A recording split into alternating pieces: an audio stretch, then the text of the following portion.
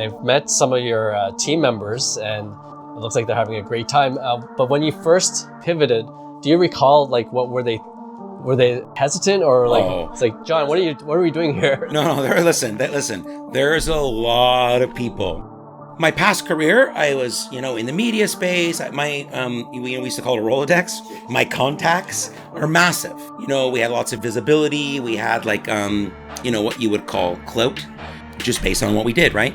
And I will tell you, there's a lot of people in my circle, personally and professionally, that absolutely thought I was out to fucking lunch. You're listening to the Cards to the Moon podcast, and this episode is part of a series called Breaking Ground. We'll be talking with successful entrepreneurs, content creators, and innovators in the hobby on how they started their journey in building their business and their brand, and how they plan to make a difference in the trading card industry.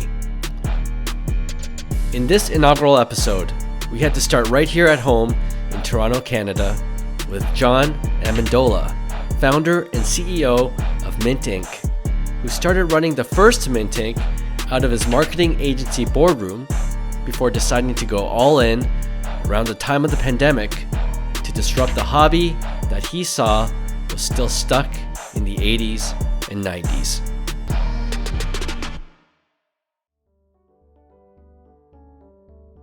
If you rewind a bit to the year 2017, and if you were still collecting cards then, I would probably guess that the number of card shops close to where you live weren't that many, and if you were lucky to have one in your neighborhood, walking into the shop might have seemed like you were walking into a time capsule.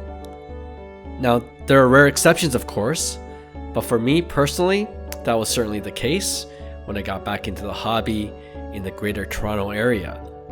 I remember the stores that were still around were small, very little room to maneuver around the shelves that contained boxes of cards which were just stacked up on top of one another, yellow and beige walls that matched the color of cardboard boxes that used to be white, dim fluorescent lighting, front signage that hasn't been updated for years, maybe decades. But a couple of years later, as the hobby started to boom during the pandemic, you started to see new stores pop up, more in the United States, but a couple here north of the border. And arguably, Mintink was the most visible and loudest here in Canada, making a big splash, both online and IRL. But as you'll hear in today's episode, the business started from humble beginnings in the midst of the pandemic by John Amendola, the founder and CEO of Mintink, who also came from humble beginnings in Whitby, Ontario. And from an early age, while he showed signs of being entrepreneurial in nature, his love for sports cards and collectibles wasn't as obvious, as John never really grew up with any kind of sport influence as an only child raised by a single mom, until he was 10 years old. My first influence was a buddy across the street, his older brother. I'm 1979, he would have been a little younger, so it was 1989. I'm 10 years old.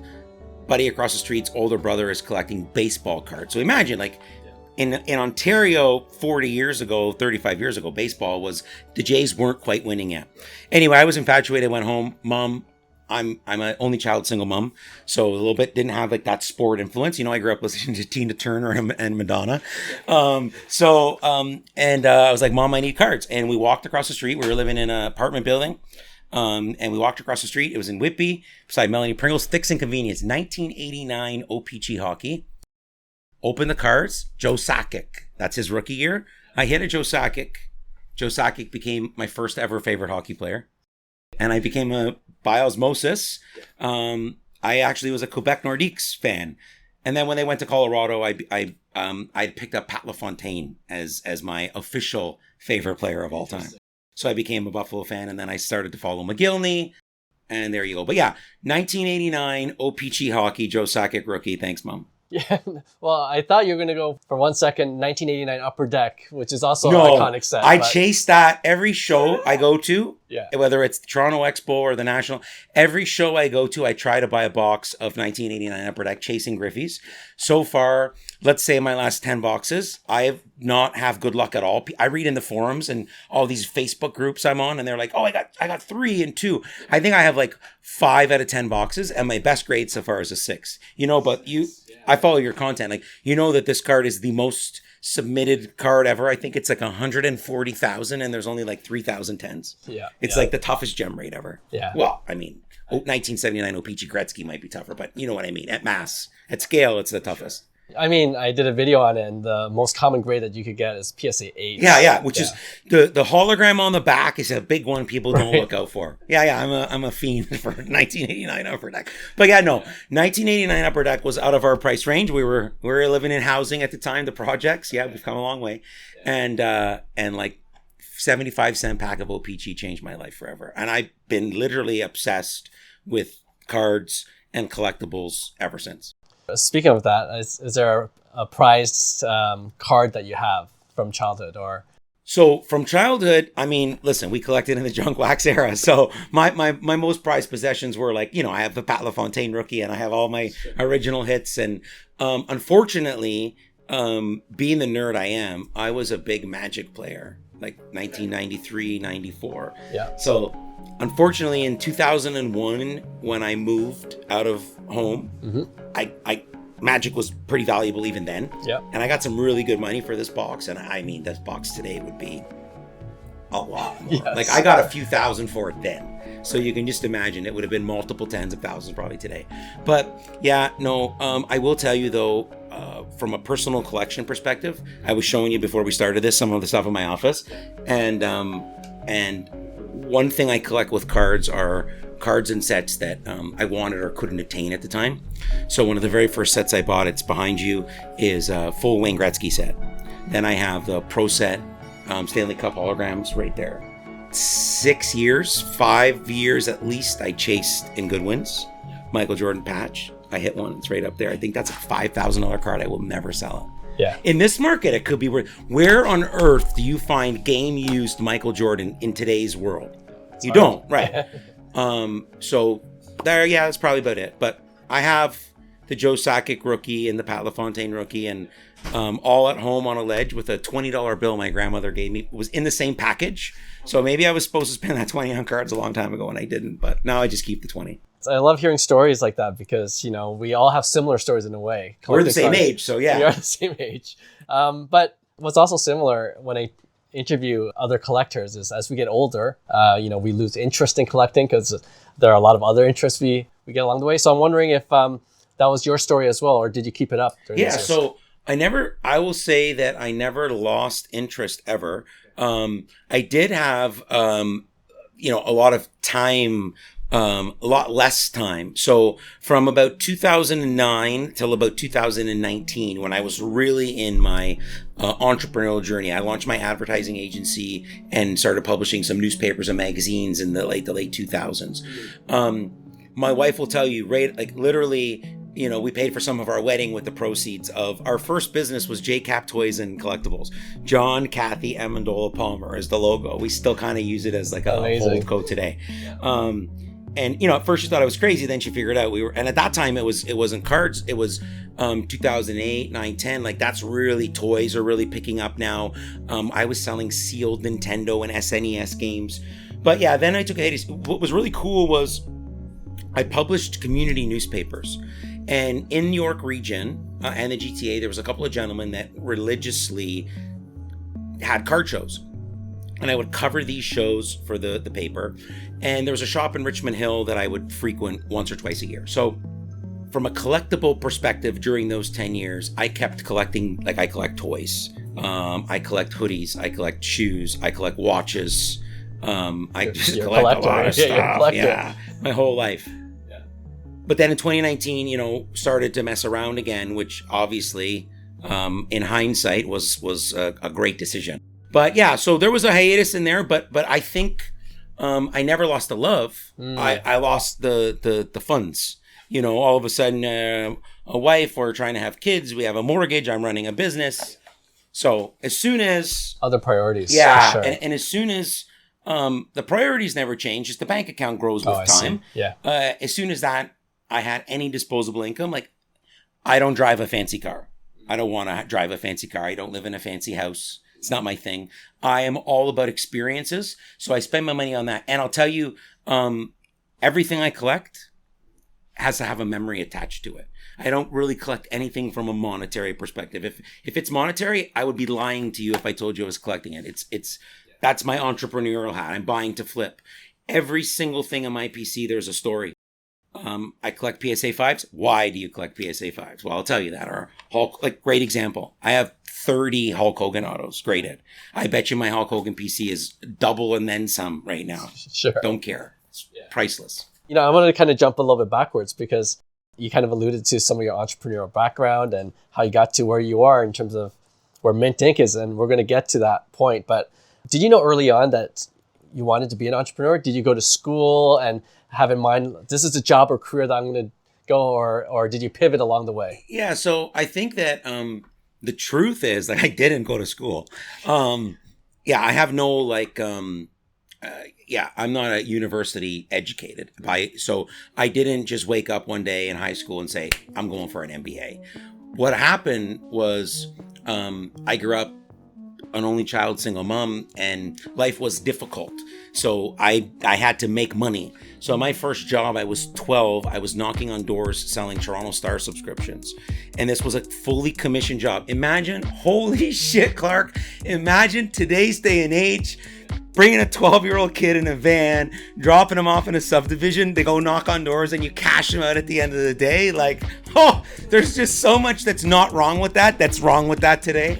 Anyway, that was my first job. And if you think about it, that was a racket. It was a hustle. Like, I was 100% commission. And then my first retail job, 14 years old, was in a card shop. So I had this love for cards and hustle from the beginning. When I was 16, I got my license. I was still working retail at night. My mom would give me the car and I was delivering pizzas. So now you're $5 an hour and tips. So I got to be on time. I got to be pleasant at the door, because you're relationship hustling, right? And then just from there, all my jobs were, I was always 100% commission. And I was always kind of just like sort of chasing in the chaos, because it was really tough when you're always coming from behind. It's really tough to get in front. It takes a long time. So I think that between that and the major problem I have with authority, I have full on, I'm self-diagnosed opposition defiance disorder. I have a great therapist. I don't know if we've ever established that's a real thing, but we have established that I have a problem with authority. So I think between the fact that I was always, even my ad sales career, Toronto Sun, I was a fully commissioned salesperson. So between that and just the, that ability to just, grind through the chaos. Yeah. That's what being an entrepreneur is. So I think it was always destined to happen, but it was never part of the plan. But I did, I guess, listen, grade 8, I won a science fair. You'll get this because you're my age, with a Robo BBS. So before I learned I had the gift of gab, and I could sell and build relationships, I was a computer tech.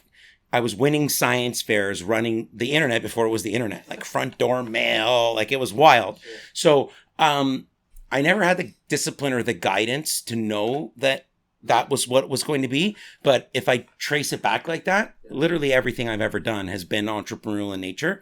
And my mom will tell you from a young age that I had a problem with authority. So I think it was just meant to be. Yes. But I never knew. Until I knew. Right. Sure. If that makes sense. It does to me. It does to me. And it all makes sense, like how you've been able to build it up, because I come from a completely different background where my parents instilled education is the most important thing. Yeah. I was very studious. I was very obedient and complete opposite. Yeah. And the downfall of that is I would never have thought myself to be an entrepreneur because I didn't want to take any kind of risks. Yeah. It's about, that's what it's about. Right. Yeah. And my wife is amazing. She's my business partner. She keeps me in check. She's the complete so she's just as intense as I am when it comes to just accountability and the demand for excellence. but she's a couple university degrees, different, so it's like yin and yang really do come together. Right. It really can be powerful. Now, fast forward to just before the pandemic hit, John, while vacationing with his wife Catherine in Jamaica, came to the realization that he wanted to do a full pivot out of traditional media and into something new, which turned out to be Mintink. So, in 2018, I think I bought a box of cards. I don't know if I'd walked into Collector's Dream or if I was just at Walmart. Like I said, I've always been, every once a year when you do spring cleaning, I'd grab the box of cards and say, oh, hey, Kathy, check this guy out. I wonder what he's worth today. And I've been on eBay forever. So not just cards. I just shop on eBay. So always been there. But yeah, the front page of eBay wasn't cards in 2018. Right. So in 2018, by the second half of 2019, now I'm a collector. Again, I'm geeking out. Now my toys are back out, and now all of a sudden Sports Card Investor's on the air, and Gary V's starting to talk about it. So, and they're all my same demographic. So it makes sense to me. If you followed the generational, we're all just turning 40. Everybody's that has kids are getting to that age where it's fun again. We have some money. Oh, forget about the fact that it's become this whole other asset class. Like 7 years ago, maybe we knew that was coming, but and then so second half of 2019, I started to invest. I was buying into some breaks. That was new for me. I thought that was pretty cool. Big NFL guy. I was buying the Bills breaks and like Pull Wax and Leighton. And I own a marketing agency, and I saw what was coming, and I saw the need for this. Again, respectfully speaking, archaically operated space. Like we were operating the space like it was still the 80s and the 90s. And I mean, disruption was required. And I started to talk to some people that I had done business with in the space prior, in the 2000s and even in the late 90s. And a lot of them, unfortunately, didn't see it the same way at that time. So I just said, okay, whatever. And I just kept going, and I'm buying. I've reestablished some wholesale accounts. I've opened up a corporation because now I'm making money on eBay, and I'm smart enough to, okay, I'm making money. Let's, whatever. Yeah. Let's make it something. Let's make it real. Whatever happens, happens. I know that I've always done this or always wanted to do this. And then a couple months before COVID, I remember my wife and I were on a beach in Jamaica in February, and we were talking about cards, and I was like, we were doing some pivoting at work. We had just renovated a new office, and I'm like, I'm done with the day-to-day. Like, I think I'm going to start to do this again. And I was into some other projects at the time that were e-commerce based. Like I was looking to get out of traditional media and just move my day-to-day function into like something new. And now we're into COVID, and I'm making money. And the handful of people that I'm buying from are getting a lot of us. We're like, okay, this is great. So we started buying more and more and more. Then it got crazy. By that summer, I mean, anybody that knows, the market started to go wild. Like what happened in the first quarter of 2021 really started to come to fruition August, September of 2020. Yes. So we were rocking, and sometime in August or July, I went live one day just for fun. Never been live before, but I've done lots of camera. And I sold everything that I had. And I was like, oh, Breaks After Dark was born that day. I trademarked it. And if you remember in COVID, through the whole lockdown, we were streaming 12 hours a day, couple of people. Like, it was just fun. It was like people were comparing us to like The Breakfast Club, these urban podcast shows. And at that time, the production level, like OBS and tech in 5 years has come so far. I had like a fucking crazy $20,000 setup. We were pumping out in 2020 the content that's the norm today. Yeah. And when that happened, the following, it just was insane. So I incorporated Mintink July of 2020, which was about a year into the venture. And yeah, at that point, it was September of 2020 where I knew that I was going all in. At that point where the pandemic is like, we're fucked in Canada, all this kind of stuff. Like, I got to sit inside for the rest of my life. I'm doing something. And I let my staff know, we, talk about the ultimate pivot. And we just went all in. And when I say I went all in, I went all in. Every fabric of my being, every penny that we had, I just knew at that point. I knew for 18 months. So when you say you pivoted with your team, like they were part of your marketing agency, and I had staff that were on that team. Well, that business ended up 21-ish coming back. There was a while where like, listen, 2 weeks before the pandemic hit, I just renovated a brand new 3,000 square foot office. I have 18 staff. I had 100 people in my office for a grand opening. I'm in the event and publishing business. Overnight, it was done. Yeah. So we acted so fast, my partner and I, who I told you is my wife, and we made decisions that weren't easy. They were the best decisions looking back that, I could have ever made, because I would have never survived. This is the hardest thing in business. We talk about people and managing expectations. I mean, at the end of the day, my fiduciary responsibility is to provide a safe environment for my employees, a fun place to work that they get paid on. Well, if I don't honor my fiduciary duty to the brand and there's no brand left, how am I providing for these employees? So it was some serious short-term pain for some absolutely phenomenal long-term gain. And, listen, I've been through it and back. I've had great partners. I've had horrible partners. I've had everything in between. I've had employees and clients that have stabbed me in the back and went and tried to start their own business. You know what happens? Like I don't pay any attention to it. I have a great legal team. I let lawyers deal with lawyer shit. I learned to check my ego and keep the blinders on a long time ago, like a thoroughbred horse. They're toast. I know two things. I know the honeymoon phase doesn't last forever. And I know that the cream rises to the top and the milk sours. So I just, anytime I let my ego get in the way, it's cost me in business, whether it's money or relationships. As soon as I don't make it about that and we make it just about accountability and, the data, it's so much easier. But it's crazy, Clark, because you read all this shit online about small circle and losing people. And as you live it, you sit there and say, God damn it, if I knew this 20 years ago. Right. Because 20 years ago, it bothered me if I had one less friend. It bothered me if somebody shit talked me. It bothered me if somebody didn't like John Amendola.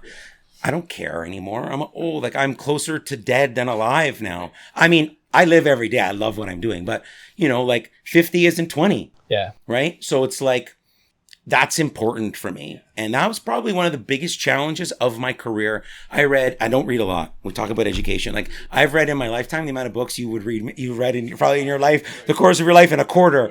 But out of those books, Good to Great, Jim Collins taught me about level 5 leadership. It's very important.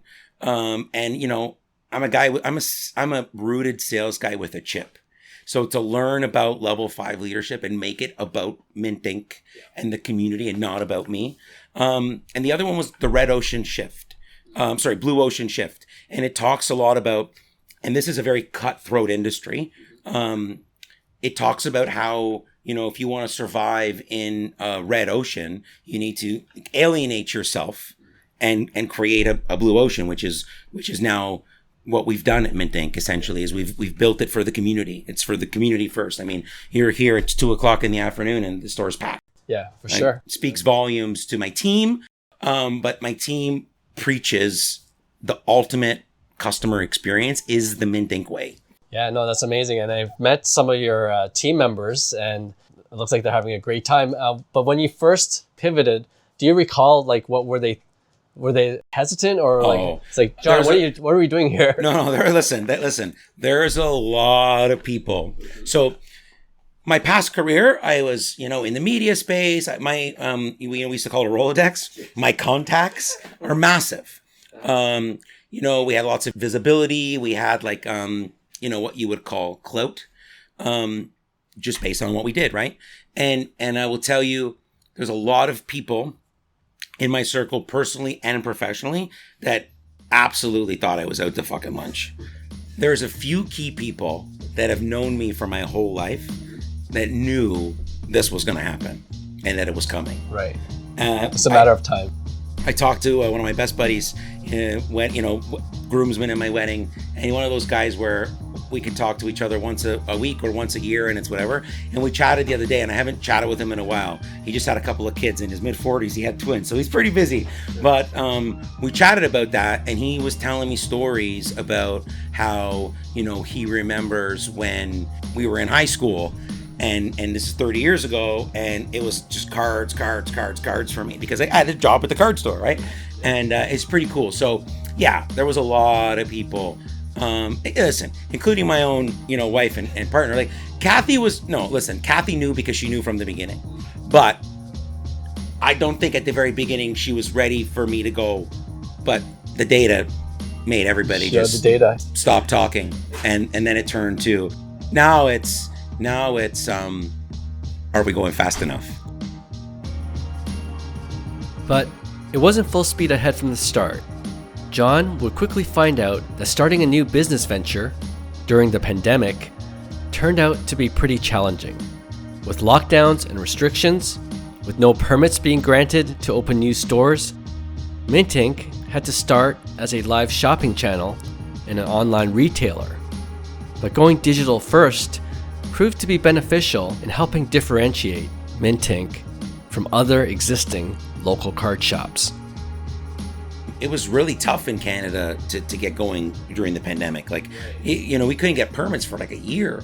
So, and then being an ad space, and really like, I understood the power of social and video, that it was coming the last half a decade. Like, we were heavy in the real estate space, and I would coach real estate agents on personal brand growth, and so it just made sense to me. And of course, if you want to get there and you want to be different, you don't have to reinvent the wheel. Mark Cuban says this all the time. You just do it better. So I understood that, disruption was necessary, and disruption can mean so many things. In this case, it was, how do we really stand apart? Then when you think about, and I was thinking, I'll give you some context. There's a video online of me. I think it's like on the homepage of our YouTube channel. That's where they have it now.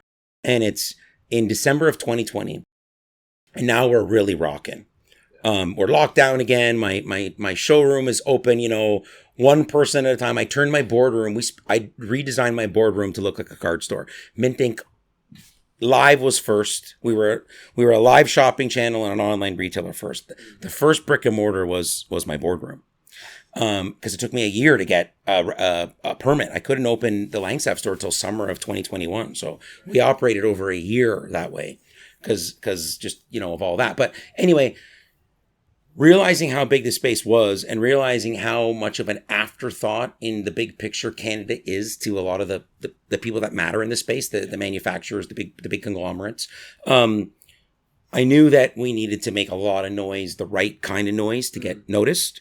And I knew that it was going to be a long journey. So in this video, and I wrote a paper at the time too, and it talks about where I think we'll be in 5 years. And in the video, I say that, I don't know how I get on the topic, but I basically say, listen, what I'm after is when you think of the hobby in Canada, it's synonymous with Mintink. So if you're outside of Canada and you're looking in, it's like, that's the hobby experience in Canada. Okay. So it's like, set the benchmark. And, there's a lot of people out there that love it. There's obviously a lot of people out there that don't, especially the purists. Now, a lot of these purists are coming around. You see it in the States, you see it at the National, like it's 5-6 years later. It's like they finally realizing, okay, I'm making more money than I ever did. Maybe change is good. Like ask a taxi cab driver 15 years ago what he thought about Uber, or ask Blockbuster about how they should have taken the Netflix deal, or vice versa, whatever, right? So I think that, from the very beginning, I set out to win the marathon, not the sprint. I was after building lifetime consumer value, building a community, building a brand that had the potential to be like a great Canadian story. Like, why can't there be 20 Mintinks across Canada? You know what I mean? Yeah. We had a little outpost in Toronto, and we closed that down, and we reformatted and re-strategized, and we're about to launch an expansion campaign. Like we're going to open our next store in Durham region. It's going to open before the end of this year. And there's going to be lots more coming in 2026. So I'm so happy that we did take the time to look at the long term. There was an opportunity for me to focus on the short term and make a lot of money because we were already very established at that time. But again, and then through it, like we had mail fraud 100K. We've been broken into 3 times. We were arm robbed once. So like talk about BS. You mentioned staff. I have some amazing people. Like my first 3 people are still here. I've had tons of people come and go in between, some good, some bad. This is, we were talking before we started recording about entrepreneurial life and how hard it is. And I tell you, the two biggest challenges of being an entrepreneur are cash flow and people. And when you're in a high, fast-paced, high-pressure environment, it's a lot of fun, but it's also a lot of work. There's a lot of accountability. It's demanding. So it's not for everybody. We're not a regular, like card store. We're so much. Now, our independent retail store surely, would operate like a retail store. But if you think about the grand scheme of things, we do so much at Mintink. And I have a great leadership team. I don't micromanage. It's, they follow budgets and forecasts and all this kind of stuff. And I have experts in their field, but we're literally holding people's hands from start to finish of their entire collecting journey. Not only just cards too, like whatever you collect. Yes. Buy it, sell it, grade it, want it, need it. That's what we're here for. Yeah. So that's important. Yeah, for sure. And I'm glad you brought up some of the challenges that you guys went through in starting Mintink and throughout the entire process of the business. But is there anything specific you learned? Because I think you did mention the downtown location. I remember seeing on your Instagram that you're closing it down, but now you're... Yeah. So strategically, right? So a whole bunch of factors there too. Like, when we first opened it, it was very, very much thriving. The area changed where it's located. They took out a bunch of parking. We threw some bike lanes in. You can't make a right-hand turn to get to us anymore. They upped the parking tickets to $100. The Green Pea around the corner, we used to validate some parking, sold all their spots because all of a sudden, So we're not necessarily the type of business, especially cards. Now, I open a Mintink cards and collectibles in a retail plaza. The collectors will find you. It's, now the parents are coming and buying the birthday gifts and you got a good report card gifts. It's two totally different audiences. Yes. So with the Toronto store being heavily a card business, it's not something where, convenience is very important. Right. Nobody wants to walk 20 minutes. Nobody wants to get $100 ticket. Like you got to pick up grading. You got to drive around Avenue Road for 20. So it just didn't make sense. And, it's funny because, everybody has their opinion. I'll tell you, it's in business, like it's not easy to do that, but not because the data, like if the piece of paper is not black and it's red, like that's all you need to know. But the problem is it's ego. Oh, I failed. No, we're smart because, we're saving. And in the grand scheme of things, it was a really small piece by design. When we first opened the location, we just needed a presence downtown for a multitude of reasons, right? Multi-store operator, a whole bunch of other stuff we won't talk about here. So now we're opening again, but now we're opening true Mintink experience. I see. So we're looking for some expansion across the GTA and, potentially beyond in 2026. And I built this place. We went all in. We spent a pile of money to create the ultimate hobby experience. I have people come here and they sit here all day long. I don't care if they spend $2 at the dollar box. It doesn't matter to me. Like, we built a place where it's okay to loiter. Our trade nights are packed. People ask me, do you take a commission? No, it's tariff free. Like, hopefully I'm doing a good job for the community. I look at all these dealers and all these collectors and I say, like, where are they shopping in between shows? Where are they buying their one touches and their supplies? And when they do have an itch to rip some wax, where it would just go. And on the wax side, like, we've really built up a wild supply chain. We're uber competitive now on TCG. We're generally, it's tough to keep up on all the products. So like I can't be to the minute, but I just went through the whole Pokemon list today with Adam and we're generally $5-10 more expensive or cheaper than any mainstream competitor. And the cool thing about it is any specialty shop is actually cheaper than Walmart and EB Games and Target. So we should be supporting our local specialty stores, not because we're small business owners, I don't care about that, but because you're saving money. So if you still want to spend $150 on an ETB, guess what? You can buy two from us. Like a prismatic ETB, I think they're trading around $130, $140, and I see them at $220 at places like Mind Games and EB Games. So again, those mass retailers that are trying to come into the space, They're just mass retailers. They're not offering a specialty kind of experience. So, the next store that we open will be the same thing. There will be places for you to come in and sit and watch TV and hang out and make friends and meet people. And, sure, at the end of the day, I hope you do spend your card allowance with us. But if you don't, that's fine too. My mindset is very much the high tide raises all ships. I wish more people felt that way. Sure, yeah. And if you have something I don't have and I have something you don't have, and it's because you worked harder than I did, or I worked harder than you did, or, we took a different, that's just business. I think a lot of people take stuff so personally these days as well. And that's like, we become pretty soft. That's why I don't have a lot of friends. I'm okay with that. Like I said, when I was 25, I wasn't. I had a lot of friends. Now I don't have a lot of friends. Okay. I'm sure life's simpler that way. Life is the best it's ever been. Now, John will be the first to admit, as he's already alluded to in this interview, not everyone appreciates or likes how he's running the business.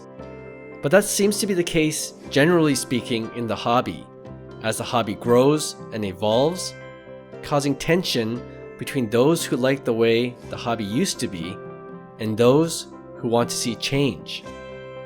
And one case in point is the incident at the Lake Worth card show, which, as you'll hear, John stands firmly on one side of this debate.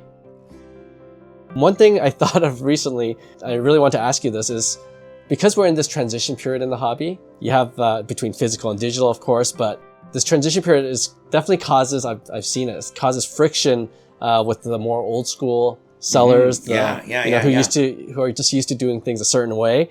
And one example of this is, I don't know if you saw the Lake Worth card show. Telling people they can't advertise and sell other stuff and banning customer to customer sales. I can answer this so easy. Because you're a vendor. This is easy for me. Every question you've asked me is taking me probably 10 times longer to answer than you want. Here's my answer. For those old school people that don't want to change, you're dust. Let me know when I can buy you. They're done. They're done. You have no chance. Like history, in every industry, in every category, this space is 125 years old. If it didn't change and evolve, it wouldn't thrive. So for all those people that think their way is the best way, it's not the truth. Your way is a way. My way is a way. Clark's way is a way. Sally's way is a way. There is no best way. The customer gets to decide what the best way is. And I promise you, like Buddy at the show is going to find out, the customers do not agree with that old school bullshit mentality. Like, I cannot handle it. So it's like I said, like people will rage at me. You let people just hang out at your store? Fucking right I do. Like, what's wrong with you? And it's like, it's getting better and better and better. But sure. Like, it's a true stereotype. These grumpy old, like, it's a bunch of grumpy old white dudes. Like, it is what it is. I love the urbanization of the hobby. I love the new schoolization, if that's even a thing, of the hobby. Yeah. Because I'm a disruptor. Like, I love change. I love chaos. Because it usually makes things better. And again, the thing I love the most, Clark, is I love to fucking win. And what happens in this scenario is the customers have more choice than ever. So who's winning?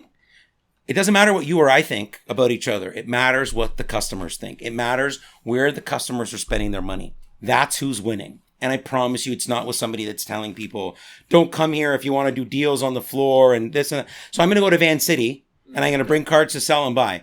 And Rich and his friends are going to tell me not to come because I'm going to sell some cards, but the $100K I'm going to spend with their vendors isn't good for them.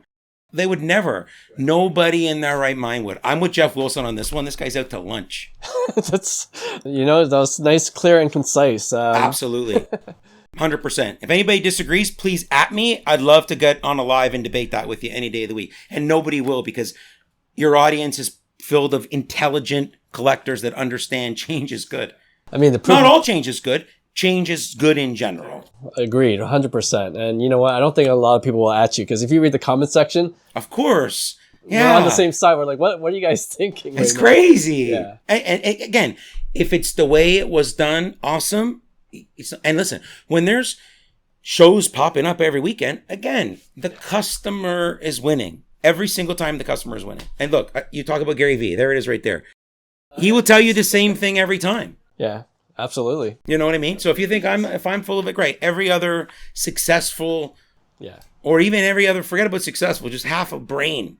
Anybody that's half-witted will tell you that change is good. Yeah, I agree. I agree. Even when, one thing we also have in common is we're in the media business. Yes. I was a reporter. I was a managing editor of Metroland, one of your competitors. Love it. Yeah, right? yeah. So, they used to take my Snap logos out of ads back in the day. I was a newspaper guy for the whole 2000s. My first career selling 2x2 classified ads for Auto Trader, pulling leads from Metroland papers. The reason why I was bringing it up, every time, there was a huge disruption in the print industry. I loved it because I just saw opportunity, like new opportunities I've never seen before because of the disruption. So this was it. Like, the first disruption in the print industry was everything became hyper-local because big news was yesterday. So we invested heavily into local community Snap newspapers. And it was very lucrative for a long time. It was, we could talk about entrepreneurship. It was managed horribly from the top down and the company failed. It was very avoidable. Luckily, we got out in time. But the fact of the matter was, the Toronto Star was doing $400 million a year in classified ad revenue one day, and the next day Craigslist and Kijiji had it down to 40 million. The Boston Globe used to charge $80,000 for a full page in the Sunday Globe for 100,000 viewers. The digital game changed all that. So I'm with you there. There was great opportunity. And then, of course, the next opportunity was just digital content. So we moved, we talked about this earlier. In 2015, we invested into 3D 360 technology. Wow. So in the second half from 2015 to 2020, I built a real estate marketing agency, and we'd quickly become one of the largest in the GTA. That business still operates. It's 10 plus years the agency's been in business now. We have boutique clients. I get to say we rep clients like Ferrari of Ontario and Amazing. Royal LePage, a community with 20 offices, and it's very boutique, and it actually speaks volumes to great people and relationships. This is a business that between my wife and I, we've run for 15 years, and now it's we have the same photographers and the same designers and the same writers 10 years later, so the clients, they build trust. So now there's a lot to be said about the automation of that, because clearly our resources are all in at Mintink. My wife runs the whole back end, finance, legal, all reports into her. Right. But yeah, opportunity is is another old school, one door closes, a whole bunch open. For any kid out there, like, we're not dumb old people that don't get it. It's true. You're just not going to get it for 20 years. Right. It's sad. Hindsight's 2020. I get all of that now. For sure. Me too. Yeah. We talked about all the different things Mintink does. It's more than just a card store. You guys have great social media content, live streams and whatnot. But I want to ask you, and you mentioned the real estate part of the business, and you're still very much the face of Mintink. Yes. Right? So yes. How do you balance everything? No, I have no balance. Okay, no balance? So hold on. How do you juggle everything at once? I am... So I do have some balance. I have more balance these days than I used to, for sure. But it's never easy. I'm in the midst of we're growing fast and we're scaling. So we've done a really good job this year. We've brought in some senior leadership. We're pushing like 30 employees. This place is almost 24/7.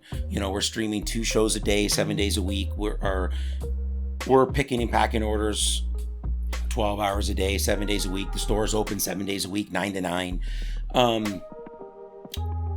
Learning to, let go is one thing and trust the process is one thing, but you have to build the process. So over the course of the last year, I've brought in, we put the capital out and brought in the right people, consultants, and building out a finance team and org charts and structure. And I think we've written like 80 policies, and now we have a new employee that starts, they got here's your book, away you go. And it's like McDonald's. At one point in time, McDonald's University would be like within 45 minutes, they were flipping burgers and doing fries, which means they were ROI positive, right, in 45 minutes. So it's like, depending on the function, how does that work? So the more structure we have, the more we build the brand out, the easier that gets and the more balance I'm provided. I'm a 7-day-a-week, 24-hour kind of guy because I want to be. That's the difference. I don't have to be. I absolutely love what I do more than anything. And I have a great routine. I'm not a morning person. You will never see me here at 9 a.m. I barely want to get up to golf.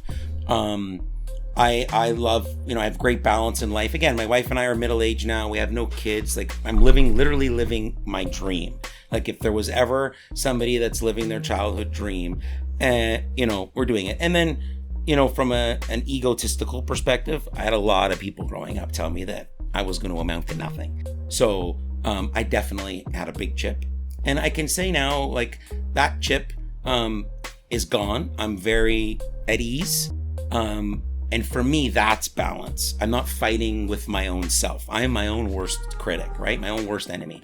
And now I'm actually on the hunt very vocally. My partner, Kathy, who happens to be my wife, is working with the recruiting firm, and we're on the hunt to replace a good chunk of the day-to-day for me so I can focus on being president and CEO, which means, so it's not a fancy title, it means like I can't open stores and build relationships and grow allotments and be the spokesman of the company if I have to manage the day-to-day. There was a point in time where I removed myself from videos altogether in 2023 because we had to make this transition. I knew where we were going. Right. And it goes back to level 5 leadership. It needed to be about Mintink. So now you'll see I'm not the only face. I'm the face, but it's also in a much different sort of context. Yeah. And the other people you see on video, they've been with us for a long time. Like I am definitely, people would tell you that I'm not the easiest guy to work for. And it's just a lot of that is I'm very big on accountability. I'm very big on not making excuses. Rather, let's get better. And human nature, that's tough for people. And people don't want to hear what they have to hear. And I unfortunately have a really big superpower. Like I just told you with the guys that don't like the way shit is happening now, to just tell you what you think, because I'm not here to make friends, right? Some of the best relationships I have in life came from my work career and employees and clients and partners. But that's never the initial mindset. And if you're an employee, your initial mindset is, I got to eat, I need gas, maybe I need a roof over my head. Like your friends in life are not paying your bills. I promise you that. So for me, that's balance enough for me. Like I literally am at a point now where if I didn't want to be here right now with you, I don't have to be. I can run my company for the most part with my phone from anywhere in the world. Like literally I can see and hear everything in this building 24/7, the data, like I see the systems, like that's the world we live in. Yeah. I'll tell you, a good friend of mine, Steve Menzies. Everybody knows Steve Menzies, Toronto Sports Card Expo. Steve is a great guy. Calm, cool, collective. This is a guy that gets it. Great guy to look up to, mentor. And Steve's just, his approach is very cool. So we have this conversation one day and he says to me like, man, you have a lot of energy. Like, I'm sure you're thinking the same thing. Yeah. Everybody that watches me knows me. You could think like, this is the way I'm programmed. I am fueled by passion because I fucking love what I do so much. But Steve says to me, do you even sleep? So I have this Aura ring. And I start sending him my sleep scores. Clark, I sleep like a baby, bro. Oh, really? I sleep like a baby. Wow, okay. I go to sleep 12:01. Yeah. I wake up at 8:09. I sleep 7 hours, and I spend an hour on my phone in bed every day, like clockwork.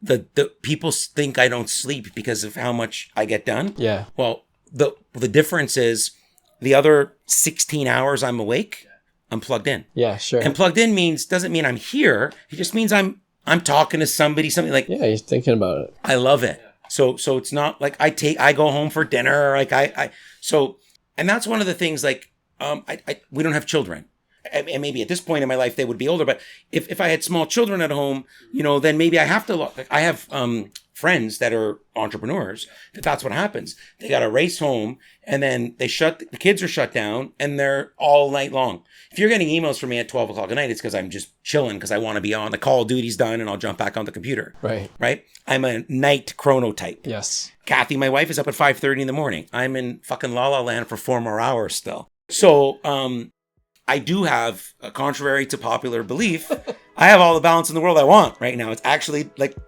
I'm literally, it's the most cliche, but I'm living my best life, baby. That's amazing. And I think the key to it is, you've mentioned it several times already, as long as you're really loving what you're doing, it doesn't seem like work, right? And not at all. That's the best, that's the best analogy ever. Like people are like, oh yeah, no, like.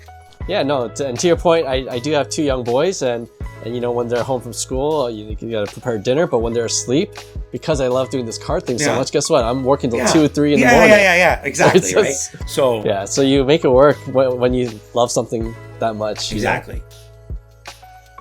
Now might be a good time to mention that this interview was 5 years in the making. I had just launched this podcast and had initially reached out to John when Mintink was starting to gain traction. But the timing never worked out back then, as we both started growing our own respective businesses and producing more and more content over the years. But with Mintink having recently celebrated its 5th year officially in business, John and I connected once again, this time being able to have a deeper conversation about his personal and professional journey with all the ups and downs and wins and losses over the past half decade. When you look back at the time you first opened your doors, and even in the boardroom, your first unofficial office, is there anything you would have done differently? I mean, yeah, notwithstanding you live and you learn things like, better security or whatever have you, but I think that just goes without saying. No, I think that, you don't get to write your journey. So I've made some big mistakes in my life that have cost us a pile, and we've made some great decisions in life. And I look back at those, and I spent some time with my therapist on this because I used to really dwell on the past. And I had a mentor, Mike passed away a couple years ago, sad. And he used to always try to get in my head, for every action, there's an equal or opposite reaction. And I think that that's the part where people are remiss when they say I would do something different. It's like, I'll give you an Avengers analogy. If you remember when Banner goes back to get the stone and he talks to the Sorcerer Supreme, they talk about if you change this one thing in this timeline, it affects all these other. So it's not about the Infinity Stones. It's about understanding that you can't change. So I think it's better to view it that way instead of saying I could have done this better. Like, we're always learning. A mistake is a mistake once. If you make the same mistake over and over again, it's a bad choice. So the idea is when you're failing, it's like Michael Jordan. I miss all the shots I don't take. Like, baptism by fire is my MO. So why try to fight it? Yeah. So I don't think I would do it. I could sit here and tell you there's a million things I probably could have done better, but I wouldn't change anything. It's great advice for anyone that wants to start their own thing. Absolutely. And afraid to take risks. Things happen for a reason. And as long as you learn from it, right? That's what it's all about. It's all about learning from our mistakes. I preach that every day to my team. Like, I don't need excuses. I don't care. You cannot change the past. I spent a big chunk of my life stressing myself out about changing the past. Now I understand we can only get better in the present and try to make sure that, in the future, we don't repeat the past. If the past was negative, let's make sure we repeat the positive. Sure. Well, people miss that part too, right? Yeah, no, for sure. That's a great point. Looking ahead, another 5 or 10 years even, what do you hope the hobby will look like, and just big picture wise, and how do you envision Mintink part of that future hobby landscape? So I am a collector through and through. I cards, toys. I got 50 hoodies, 50 pairs of shoes. I got hats, watches. Like, my whole life, I've been a collector. The collectible space in general is, by 2030, 32, is going to hit 100 plus billion, which is insane if you think about that at scale. Yeah. I believe what I said 5 years ago stands truer than ever today. We will build the ultimate experience in the category. I think we're already well on our way. I mean, you got to remember, I'm up against people that have had 10, 20 plus years to build their brands. And I think that, I've said it before. I think we could, why can't there be, if I think back in the day to some of the chains, or even today, like a Mastermind or a Toys R Us, and, why, or EB Games or Mind Games, like, I don't think any of these people do collectibles right. I think collectibles have always been an independent one-off. I think that's why you get a lot of the purists not liking the way things are going today. Yeah. So why can't we put Mintink coast to coast, and why can't it be the ultimate collectible destination in Canada? And I can tell you that this space has been around for 125 years. It's not going anywhere. The market's exploded great. If it crashes in half tomorrow, it's still so much bigger than it was. And we're about lifetime value and the customers ultimately make the end goal. So I really think, that coupled with the fact that I really press to my team and to the community that like high tide raises all ships. So I think, if we're taking the approach that says, we want to be the best in Canada, it doesn't matter. We might not be the best in Canada, but that's not for me to decide. It's for me to decide we want to be the best in Canada. My staff have to want to be the best in Canada. If we want to be the best, there's a really, the law of attraction says, if you really apply yourself. So if you decide tomorrow, I want to be a quarterback in the NFL, and you start throwing a football 1,000 times a day, you're probably not going to make it to the NFL. But I promise you, you're going to throw the football better. Right. So I think that that's how I see us. I feel like we're already a staple in the fabric of the hobby in Canada. And I think that's only going to continue to grow. And I think a lot of people believe that and support it. That's important. And I got to say, more than ever, you're almost making me emotional. More than ever, that's what's happening. So that's important to see a lot of sweat pay off. Yeah. So for me, that's what it's about. That's the Mintink story from its founder and CEO, John Amendola. As you heard in this episode, next for Mintink is another brand new card store opening by the end of 2025 in Ajax, Ontario, which is a half-hour drive from Toronto. But if you're in the GTA, I'm sure you'll see John and his team around as they set up as vendors at numerous local card shows throughout the year. And if you see John, ask him about some of his PC cards, which has a unique story attached to each one, like his PSA 5 collection, which he hinted at earlier in this episode. And here's the reason why. I collect PSA 5s because there was a story, me and Maz were doing a grading sub, and the amount of PSA 5s in the sub was so fucked that I was just like, I can't sell them. I guess I have to start a PSA 5 collection. Thanks for listening to this episode of the Breaking Ground series. I'm Clark Kim from 5 Card Guys, and I would love to hear your feedback or thoughts on this show. You can DM me at 5 Card Guys or at Cards to the Moon on Instagram. And please follow or subscribe to our podcast, Cards to the Moon, wherever you listen to your podcasts. Thanks again, and we'll see you every Tuesday and every other Friday for our regular episodes.